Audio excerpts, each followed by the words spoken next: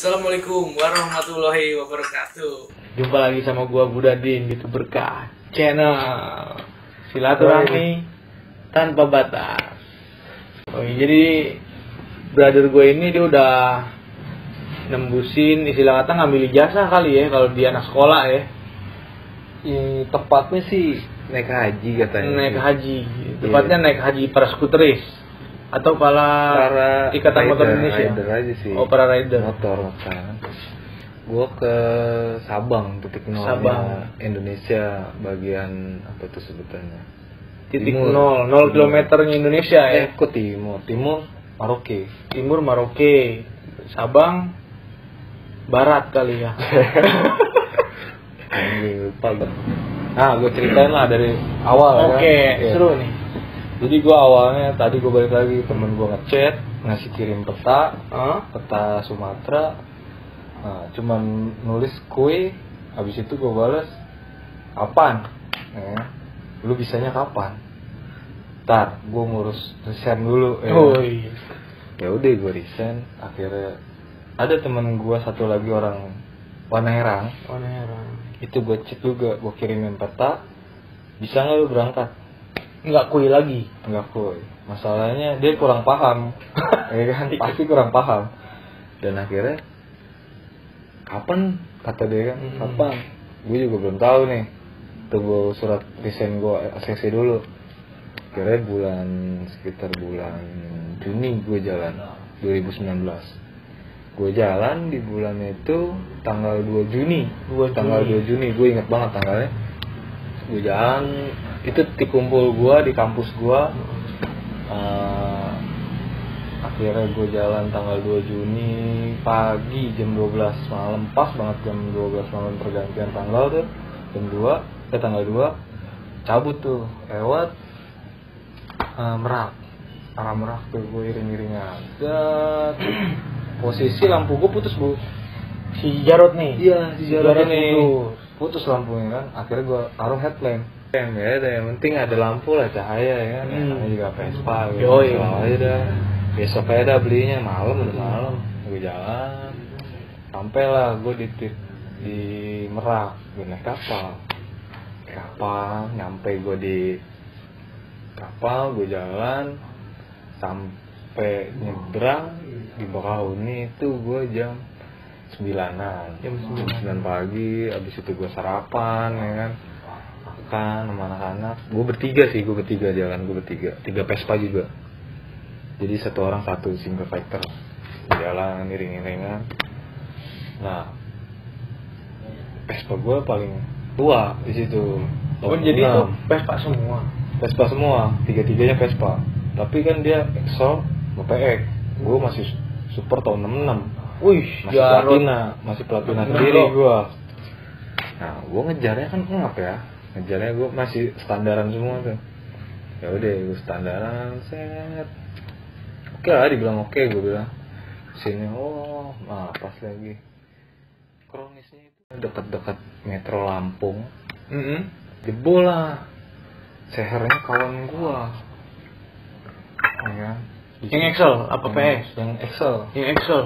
Sehernya jebol. Habis jebol, wah gimana tukang seher ya. Itu di sekitar jam sore lah, udah sore. Posisi hujan, gue mau nyari bengkel juga susah kan gitu. Gue ketemu lah sama temen gue di Misuji. Dan gue di situ, wah pokoknya dia anak CB. Dia kok mau ke CB Misuji. Iya, gue diterima di situ. Masalahnya di situ jarang anak Vespa kan. Ada beberapa, cuman gue pas ketemunya sama anak CB. Nah, di Misuji itu. Dan gue di situ diajak jalan-jalan, ya kan. Wah seru dah pokoknya sama anak-anak di situ. Ikut kopdar bareng. Ya udah, kayak udah saudara. Gue dibikin ada tempat nginap, ya kan. Ya pokoknya dikasih tempat tidur lah gue di situ kan. Di situ bener lah Vespa gue jalan lagi sebelum perbatasan antara Palembang sama Lampung.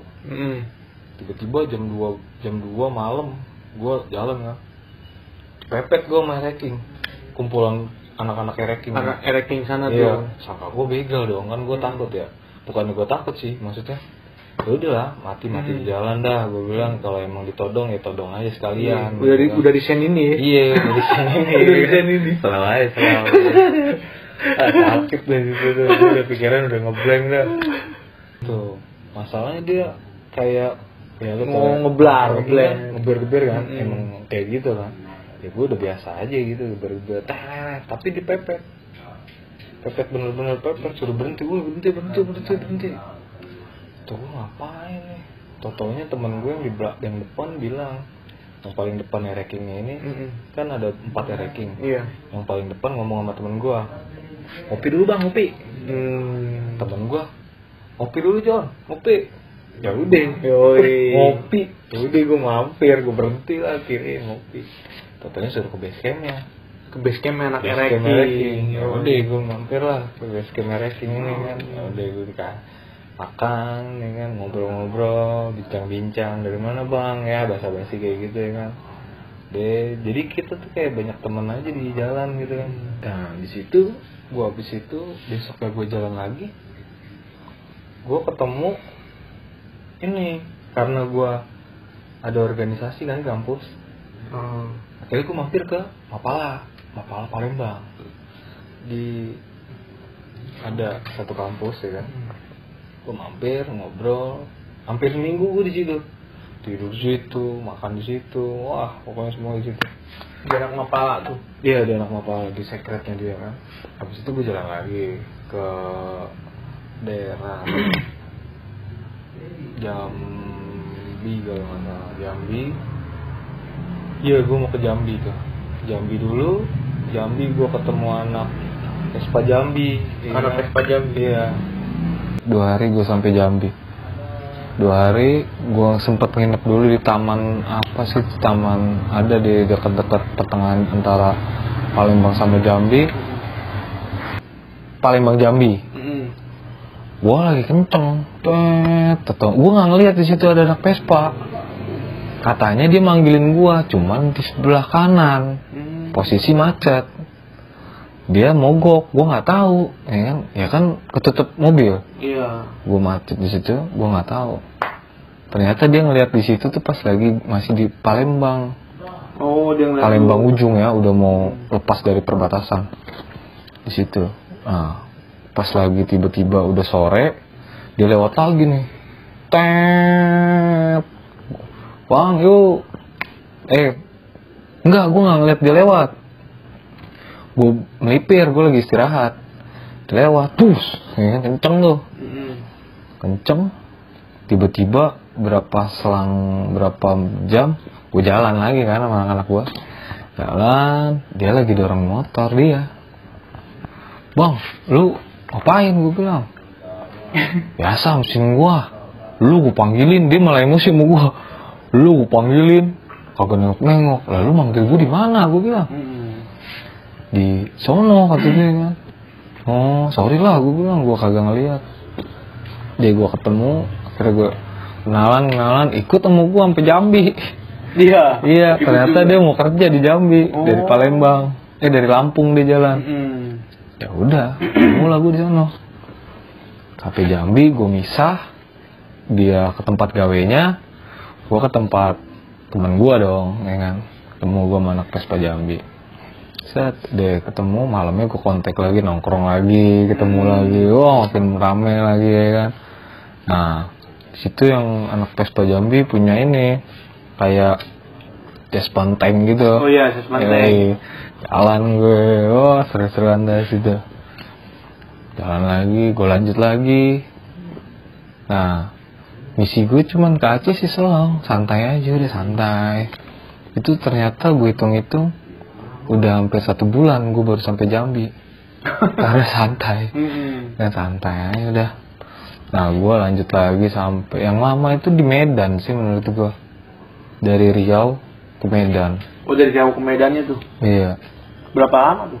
3 hari. 3 hari? Ngelewatin. Ya gue karena bete ya. Bete juga gue bawa Vespa ya kan. Ya paling jalan 2 jam berhenti. Ngobrol 3 jam. ngobrolnya yang lama 2 jam ya kan, tidur dulu. Nikmatin perjalanan. Iya, nikmatin perjalanan. Terus gue jalan lagi ya kan, sampailah di Medan. Wah, Medan rokes juga tuh, seru-seru juga orang-orangnya. Ya, welcome gue di situ. Jalan lanjut lagi gue ke Aceh. Nah, emang inti gue kan pingin ke Aceh sama ke titik nol Sabang. Gue ketemu di Aceh. Aceh, gue ketemu di Aceh. Ngobrol, lanjut lagi. Gue ada berita pendakian. Katanya ada 17 Agustus nih. Kan? 17 Agustus pengibaran bendera sekitar 18 meter. Jadi ikut gue, ya kan. Gue bertiga, gue kan gak bawa tenda, gue cuma bawa playset. Nah di situ gue kenal ada rekanan gue satu Mapala, kenal. Ya udah gampang tenda mah kata dia. Ya udah, lu yang penting naik aja. Gue udah beli logistik semua lengkap dah pokoknya. Akhirnya gue ke Aceh tuh bonusnya banyak gitu kan. Wah, yang namanya kayak gitu-gitu dapet dah gue, ya kan. Pemandangannya dapet, ya kan. Di Takengon waktu itu gue naik gunung, iya, gunung namanya Burniklitten. Burniklitten. Itu gunungnya. Nama gunungnya namanya Burniklitten. Yang buat ngibarin bendera itu, iya. Dan di situ orang-orangnya slow, ya kan, asik-asik, terus santai, gitu kan. Masih ada kuda, wah seru dah gue bilang. Terus gue jalan, terus habis naik gunung, turun, gue dibawa ke, yang lucunya tiba-tiba gue diajak ke kondangan, mau ngapain gue bilang ke kondangan, tentunya numpang makan gue di sana sama teman-teman gue, gila gue bilang parah. Itu emang apa ya, emang itu salah satu buat fondasi juga ya. Iya benar. Biar kita ngirit-ngirit juga. Terima kasih juga tuh, semoga sakinah mawaddah warohmah juga ya yang punya tuh. Rusak dulu. Nah, abis dari situ gue lanjut lagi kan ke Lok Sumawe. Dari situ gue lanjut lagi, gue jalur laut timur, lanjut lagi Lok Sumawe. Nah di situ gue kan waktu itu Aceh parah, di situ juga tuh Lok Sumawe tsunami. Oh yang pas tsunami itu ya. Nah di situ gue ngeliat, ini pemandangan Aceh ya. Gue bilang, udah bagus sekarang, udah bagus. Nah pas bacaan Lok Sumawe gue fotoin si Jarot yang di situ spread biar ada bukti, ya kan. Asik. Nah udah gue jalan lanjut lagi di Lok Sumawe, gue hampir seminggu gue di Lok Sumawe seminggu. Gue jalan lagi sampai mana tuh ya, Sigli. Gue ketemu di Sigli. Gue ketemu anak-anak Sigli. Nah udah hampir 5 hari, 4 hari gue jalan. Nah gue diajak ke pantai, ya kan. Namanya pantainya apa gue lupa. Pokoknya itu dekat-dekat Sigli sama Banda Aceh. Nah itu gue lewat kampung-kampung gitu, melipir. Wah gila seru banget. Pantainya kayak sepi gitu kan, malam-malam gue terus gue buka tenda gitu, seru-seruan, ya kan. Kayak gue ngeliat pantainya anjing kayak pantai SpongeBob gue bilang, yang ada pohonnya soalnya tengah-tengahnya, ya kan, kayak di SpongeBob gitu, kayak pulau. Gokil gue bilang. Nah dan sejarahnya juga gue tahu pas lagi gue udah sampai Banda Aceh. Orang Banda Aceh bilang gini, abang mau kemana? Mau ke Sabang? Iya. Mau ngapain ke Sabang bang? Mau ke titik nolnya Indonesia. Sebenarnya titik nol Indonesia itu ada di Pulau Bre. Dan akhirnya gue putusin, ya udah kita ke Pulau Bre aja dulu. Pulau Bre itu nolnya? Iya. Kata anak-anak gue, nanti aja kita ke Sabang dulu baru ke Pulau Bre. Ya udah, ayo ke Sabang. Gue jalan ke Sabang, sampai Pelabuhan Ulele. Ternyata gue ditinggal sama kapal. Anjing kata gue. Kita udah beli. Belum, maksudnya ternyata telat gue nyampenya. Harusnya jam 2 apa jam 3 tuh ya terakhir kapal tuh ke arah Sabang. Nah habis dari situ gue jalan, ini kemana nih, kita mau kemana nih? Ya udah kita ke Pulau Bro aja lah, coba naik kapal. Ya udah gue melipir, beda pelabuhan ternyata. Beda pelabuhan. Iya, kalau yang pelabuhan Ulele kan udah jelas ada dermaganya gitu. Kalau di sini dermaga kayak ini, kayak apa namanya, nelayan kebanyakan. Udah gue naikin kapal gue, wah itu naik kapal Vespa gue, iya, diiket-iket ya kan. Nah jalurnya kan gini-gini nih, buang kapalnya. Set, parah banget. Kalau emang lu muntah naik kapal, jangan dah, gue bilang. Parah, soalnya parah. Pas ke Pulau Bro nih. Iya, gue ngalamin itu emang, ya kalau orang sana sih udah biasa mungkin ya. Kalau gue sih menurut gue dengan bawa Vespa, dengan gue nggak ini mana ya, begini gitu kan, bawa pengamping, wah. Tapi gue ngeliat, wih seru juga. Dan di Pulau Bro itu ada menara buatan Belanda. Di dunia tuh cuma 3. Di situ, di Belanda 1, kalau nggak salah, sama di satu lagi itu ada di mana ya, gue lupa tuh. Gue dikasih tahu orang penjaga menaranya. Kayak menara apa yang kalau yang di pinggir-pinggir pantai yang buat nandain ini ada tebing gitu, apa namanya itu. Gue lupa. Mercusuar. Nah, itu maksud gua.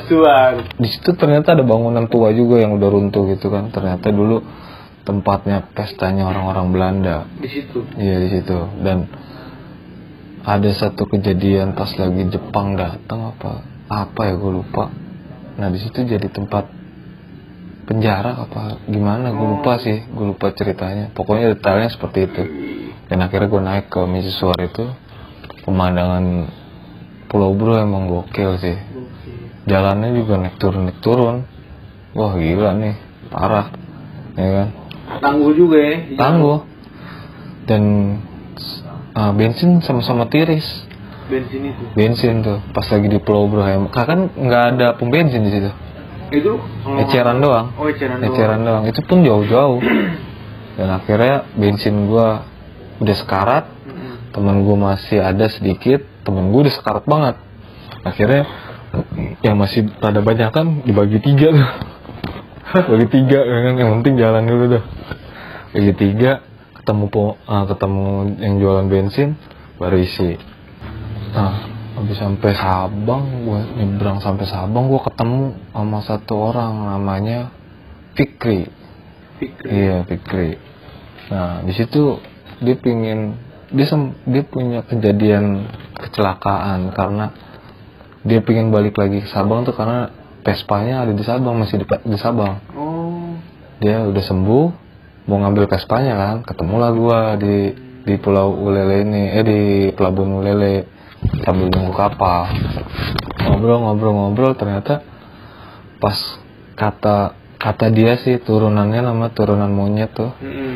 Di Sabang, kan curam begini nih, curam deh. Dia remnya putus. Remnya putus naik Vespa, ya kan. Dia tebing nabrak pembatas jalan. Untung kagak bablas, gara-gara ada pohon nyangkut. Kalau nggak ada pohon mati tuh orang. Atau gue, iya 2 orang deh, 2. Itu gue gila parah nih kan. Kira udah jalan. Tuh gue sakit loh, gue bilang bisa kayak gitu, iya remnya parah ya kan, udah putus lo kalau dicek, gue bilang kayak gitu kan. Iya sih bang kayak gini. Ya udah akhirnya anak-anak bingung nih pada mau makan nih kan, cuman masak nih bocah nih, gue tahu nih, ya udah gue masakin dah nasi goreng dah, ya kan, salah ada-adanya ya dah. Totalnya diposting, wah enak nih nasi gorengnya, ya bisa banget gue bilang. Ya udah gue jalan, akhirnya gue pulang Gue pulang dari Sabang, hampir gue di Sabang itu 4 hari apa 5 hari gitu. Di Sabang. Iya di Sabangnya, di Pulau Sabang. Gue jalan-jalan tuh muter-muter di Sabang. Gue pulang ke Banda Aceh, arah pulang. Gue dari Banda Aceh langsung lanjut ke Melabuh. Nah di situ juga gue emang sengaja ke Melabuh tuh emang mau mampir ke Mapala, bukan ke anak Vespa ataupun apa. Tapi kalau emang ada anak Vespanya, gue pasti mampir di situ. Dan gue ketemu sama anak Mapala gue duluan. Kalau ketemu anak Vespa duluan, gue pasti pindah ke Vespa, ya kan? Kira gue ketemu anak Mapala, gue main ke situ, diajaklah gue ke tempat namanya itu tempat sembunyinya siapa pahlawan Aceh perempuan Cut Nyakdin. Ya. Dia ngumpet di daerah situ. Itu pelosok banget bu jalannya. Cut Nyakdin itu. Enggak tempat persembunyiannya ya waktu perang dulu. Nah di situ gue dikasih tahu sejarahnya ininya. Jadi gue sambil main nyari sejarah. Gue mau tahu sih sejarah perjalanan gue, tapi gue pengen tahu juga sejarah perjalanan orang-orang dulunya di daerah-daerah ini ya kan. Akhirnya gue nyari tahu, jalan. Oh gue dapet ilmu dari kerajaan, terus gue dapet ilmu dari orang-orangnya, kopinya, ya kan. Dan gue baru tahu kopi Sanger. Terus kayak gimana cara buatnya. Terus yang Sanger sih gue udah tahu di Jakarta juga banyak kan. Cuman ternyata beda Sanger di sana sama Sanger di sini. Bedanya? Kalau di sini biasanya pakai espresso ya kan, pakai alat. Kalau di sana enggak, langsung yang saring-saring gitu. Gitu. Wah seru dah gila, gue bilang. Kayak baristanya tuh main saring gitu, kayak teh tarik modelnya. Tapi dia pakai saring, pakai muk, pakai saring gitu kan. Yang saringannya tuh. Iya. Nah, habis dari situ gue bingung kan. Wah, ini mau kemana nih? Kita keluar aja lah. Gimana cari bonusannya, Bu? Ya kan? Ya bonusan tuh. Bener, dapet, dikasih ada jalannya, ya kan? Jadi gue ketemu seniornya Mapala itu. Yaudah, kau kontak orang ini aja, namanya Pak Jali. Iya, Mr. Jali. Yang nganterin lu ke Leuser? Bukan, ini kuncennya lah, istilahnya kuncennya yang ngejaga Luser. Yang dia tahu selak beluk Gunung Luser. Ya udah, gue akhirnya naik gunung, gue dikasih jalan, gue naik Vespa kan, gue ke Desa Kedah dari Melabuh. Jalan, jalanan udah parah bu, naik turun banget tuh. Sebagian ada udah, sebagian belum. Kayak gitu batu-batu gitu, aspal pecah-pecah, ya kan. Terus ada pembangunan jalan yang kerikil-kerikil. Nah, habis itu gue jalan, gue ketemu lah namanya Mr. Jali kan. Ya udah, gue naik gunung. Cuman duit gue nggak ada, gimana dong? Gue cuma ada segini gitu kan. Gue nggak kehabisan akal dong kan. Akhirnya gue kontakin teman-teman yang di Jakarta. Bisa bantu nggak gini? Gue pengen dapat bonusannya gini. Ya udah, ya kan. Akhirnya donasi datang, dan salah satunya dari kampus gue, dari organisasi kampus gue, kasih sumbangsi ya kan. Jadi lewat transfer. Iya, lewat transfer. Jadilah gue naik Luser nih. 10 hari gue naik Luser. Gue bilang, oh gila, gak nyangka gue bilang bisa naik Vespa sambil naik Gunung Luser. Itu tapi niat lu ke 0 km apa emang ke Luser ya? Dari niat gue mau ke 0. Oh, niat ke 0. Iya, sama main di Aceh. Ya, cuman gue pikir bonusnya Gunung Luser lah. Bonusnya. Kayak gitu. Iya. Gue nyari bonusannya Gunung Luser kalau emang dapet. Tapi kalau emang enggak ya udah. Ternyata ya dikasih jalannya gue ke Gunung Luser. Oh anjing, gue bilang jarang gitu yang naik Vespa main cruiser. Yoi, jarang banget. Dan orang-orang sana ngeliat gue juga heran. Wah, gue di situ hidup seminggu di Bungalow, itu di kaki Gunung Luser gitu. Rada masuk lagi dari desa Kedah, gue harus jalan dulu. Oh, naik masuk hutan, baru di situ ada Bungalow gitu, kayak rumah pendopo gitu. Gue disuruh tinggal di situ. Udah tinggal di situ sampai perizinannya selesai. Emang sedikit rumit sih perizinannya. Perizinan ya. Dan itu juga harusnya gue ke Medan dulu buat registrasi semuanya. Akhirnya gue ngontek Mapala Medan. Ya udah lurus nih, ini KTP gue gue kirimin lewat WA gini. Terus nanti kalau emang dari organisasi lu ada yang mau ikut gue naik, kirim aja 1 orang biar pasin kuota ya kan. Ya udah berangkatlah dari Medan nih, ketemu. Dan gue di situ juga ketemu orang Jakarta. Bisa di Banda pertamanya. Di Banda pas lagi habis dari Sabang, orang Jakarta ini ikut. Ya kan? Habis itu dicabut. Misal lah kita yang pas lagi mau ke Melabo. Di Melabo dia orang Jakarta ini nggak ikut. Sampai ke Luser, gue kontak lagi dong orang Jakarta itu.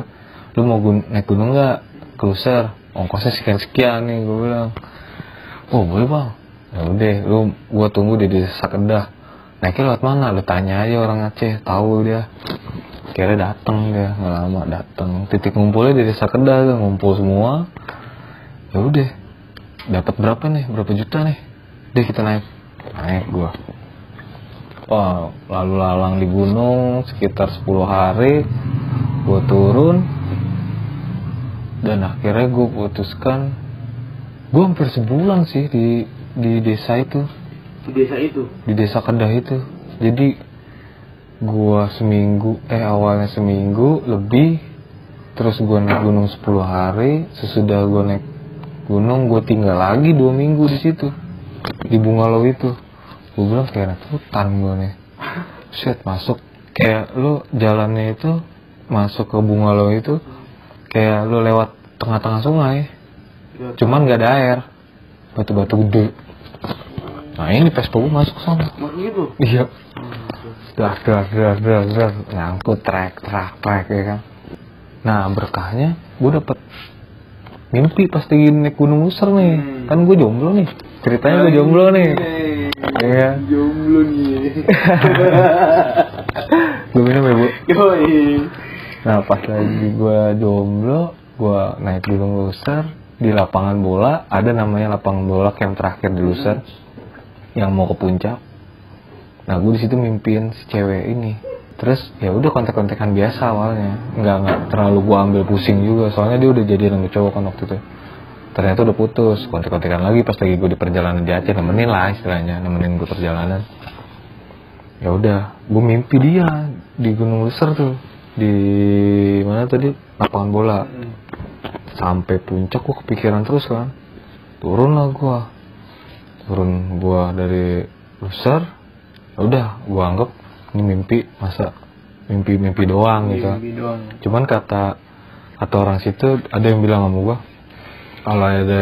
kalau naik gunung niatnya baik, terus emang keinginannya bukan kayak lu musrik, bukan. Maksudnya kalau emang keinginan lu baik di situ, insya Allah sih, ya insya Allah diijabah. Ataupun katanya yang belum punya anak lu bisa punya anak, ya kan? Yang belum punya jodoh lu bisa dapet jodoh, kayak gitu. Gue kan masih belum percaya ya di situ. Ya udah gue turun aja, gue turun dan pulang. Wah pulang dapet cerita unik di Aceh. Gue di Aceh hampir 2,5 bulan. Di Aceh? Di Acehnya aja tuh, sama naik gunung, udah sekalian naik gunung. Naik Vespa yang gue tahu mampirnya ke secret anak-anak Vespa gitu kan. Nah, kalau gue enggak, jadi ya siapa yang mau nampung gue aja. Ya udah, gue mau nampung, gue kagak ya udah nggak apa-apa. Dan akhirnya gue ke Medan, gue putuskan, udah gue balik dah, gue udah terlalu lama juga kan di situ. Akhirnya gue di Medan nongkrong dulu sekitar seminggu lagi, jadi 16 hari total gue di Medan. Dan gue masih kepo kan, bener gak nih Gunung Luser ngomong kayak gini nih tentang perempuan, jodoh gak kayak gitu kan. Karena gue kan yang gue deketin namanya Pulungan. Marganya Pulungan, orang Medan. Nah terus gue pulang, wah gue ngelewatin di Kaliku juga di situ ya kan. Oh ke Aceh, entah apalah yang rusak ya kan. Jadi ya udah bertigaan ini ya udah gue kayak anggap saudara jadinya. 4 bulan bareng-bareng di jalan ya kan. Nyampe Jakarta, jadi gue ketemuan sama tuh cewek ya kan. Ketemuan tuh sama cewek yang lu mimpi itu, yang gue mimpiin di Luser itu. Gue nyampe, gue ketemu, jalan seminggu 2 minggu, berapa minggu gitu, jadian gue.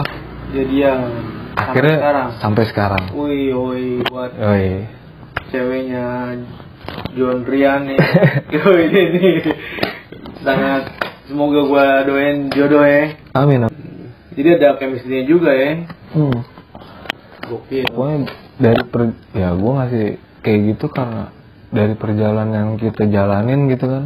Apalagi kita nggak usah nuntut dah dari perjalanan itu.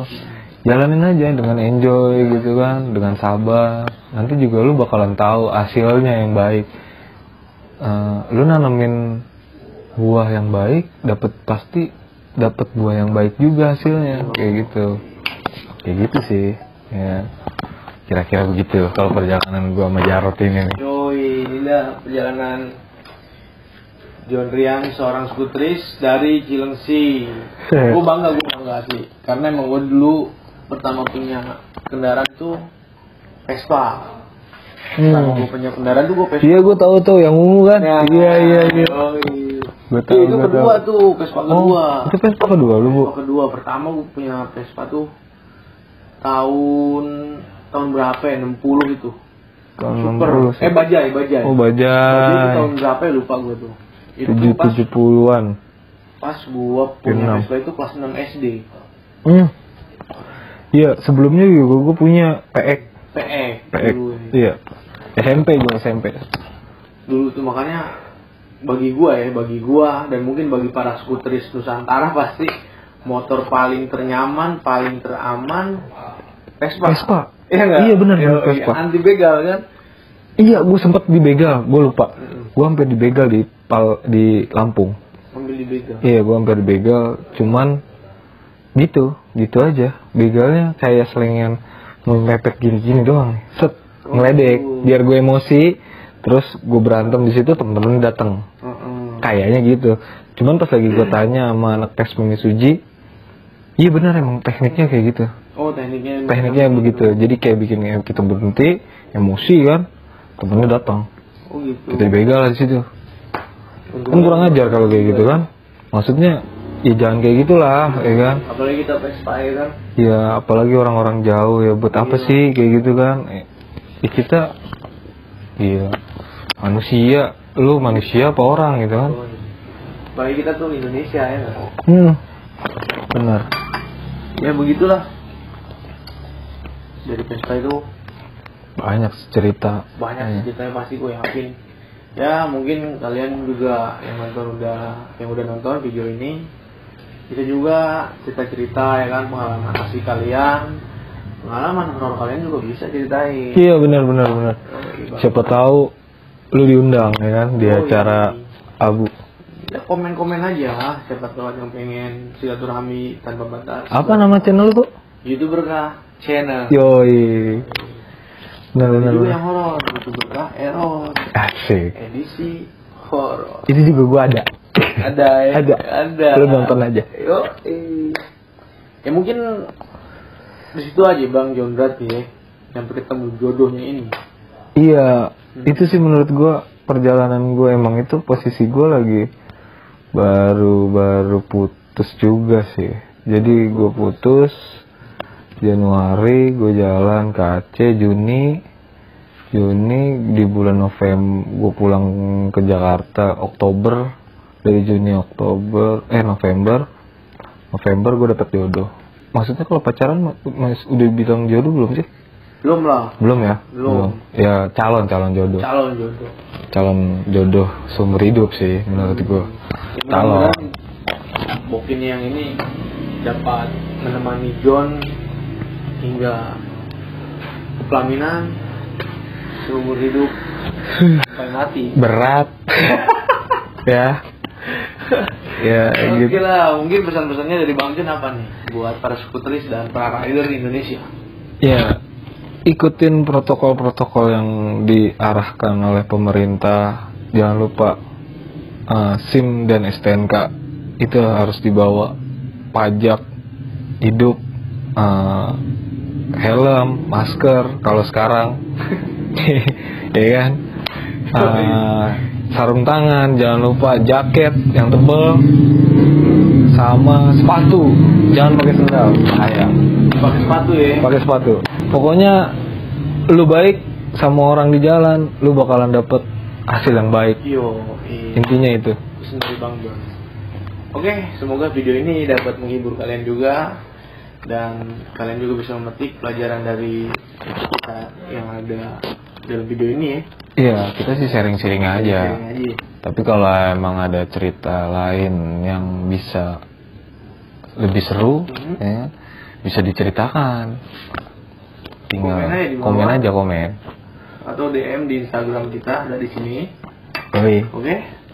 Mungkin itu aja yang bisa kita ceritakan di perjalanan Bang Rian ketika touring ke 0 km sampai dapat bonus ke Gunung Leuser yang mungkin nggak semua orang bisa ke situ ya. Iya, itu yang gua nggak nyangka sih. Gue juga sama. Susah kayaknya ke Leuser gitu kan. Sebenarnya nggak ada cita-cita gua buat closer.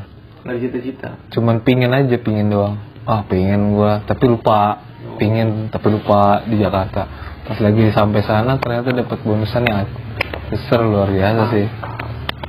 Semoga kalian juga bisa ke Leuser juga ya. Oh iya, Para pendaki benar. juga. Oke, mungkin dari Bang Jun itu aja. Ya cukup sih kalau dari gua. Oke. Sekian dari kami YouTuber KH Channel, silaturahmi tanpa batas. Oh Dan iya. jangan lupa yang baru gabung juga subscribe di bawah, Harus dong. like, Ya. comment, and subscribe. Yoi. Subscribe and share. Iya. Thank you Bang John udah mau mampir Sama-sama. nih di YouTuber KH Channel. Sama-sama. Oke. Assalamualaikum warahmatullahi wabarakatuh.